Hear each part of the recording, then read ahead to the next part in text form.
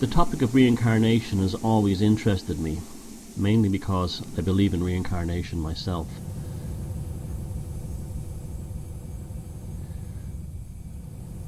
I have very, very vivid memories of having lived in London and working in the docks around the East End in the Isle of Dogs in the 1940s and 50s. These memories were extremely strong when I was a very young child and made no sense because I didn't really even understand a foreign city or how docks would work. But I had an intimate knowledge of unloading of goods from ships and how bulk cargo worked, and also particular types of bulk cargo ships and how they looked, the amount of manual labour needed to unload the goods off the ships and onto horse and carts, even in the 1950s. This could not have come to me any other way as a child other than from a previous memory. It also derails the idea that everyone who's reincarnated was George Washington or Cleopatra in a previous life. These stories are bogus. The reason why we don't remember our previous lives is because we're told we don't reincarnate. If you go to cultures that believe in reincarnation, they make plans to determine how they will reincarnate. This process even existed within Kabbalistic Judaism in a method known as Gilgud. A Kabbalist towards the end of their life, if they felt they had made mistakes or didn't do things correctly in their own life, they could reincarnate through a process of prayer and meditation and come back in the same body, living the same life again, and actively attempt to make amends or undo their mistakes or regrets.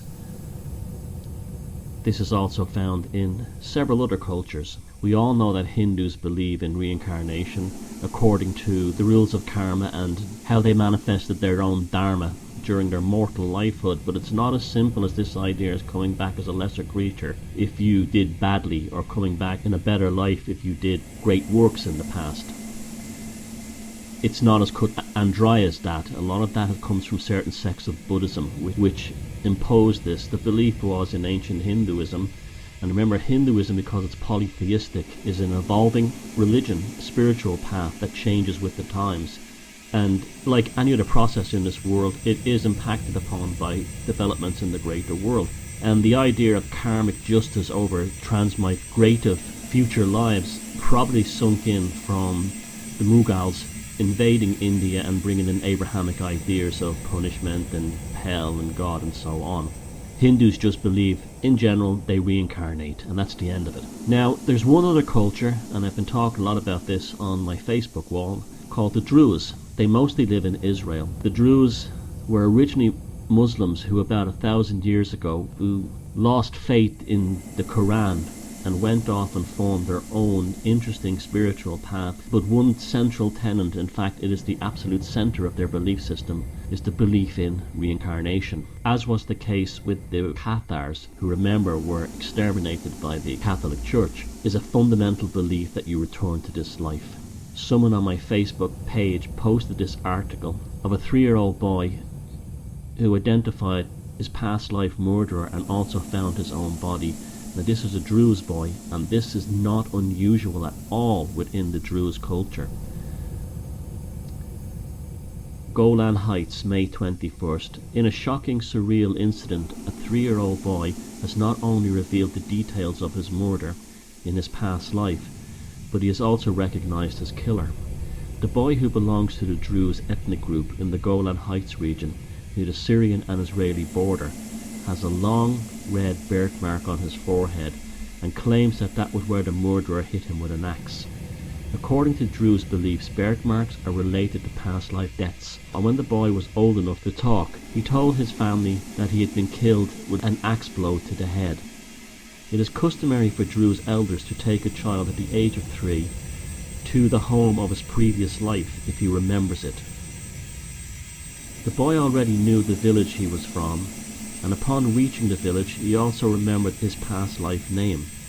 Village locals told the elders that the man who the boy was claiming to be a reincarnation of had gone missing 4 years previously. The boy also remembered the full name of his killer, who upon confrontation turned white and refused to admit to the murder.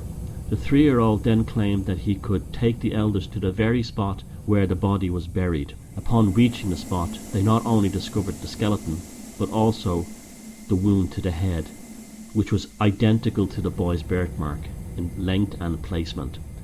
They also found the axe that had been used to kill the boy in his previous life.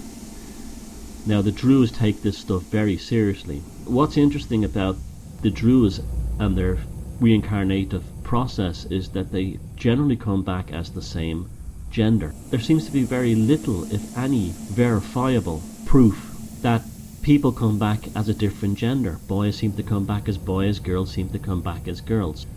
By active reincarnation, what I mean is, towards the end of your life, you can actually choose to reincarnate or not.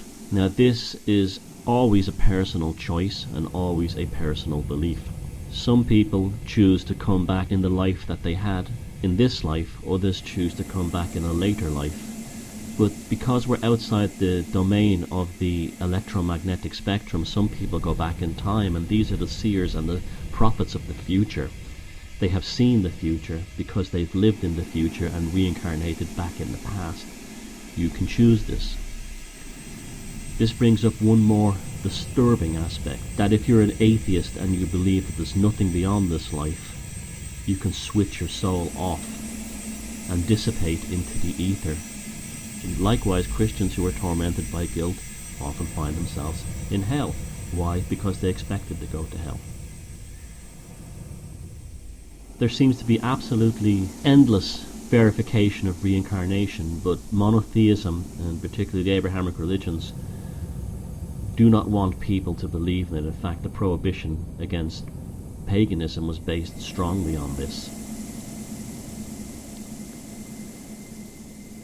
The British colonialists actually used the Hindu belief in transmigration of souls and personality as proof that they were mindless savages. Hindus were far more technically advanced than just about any other race in the world when the British arrived.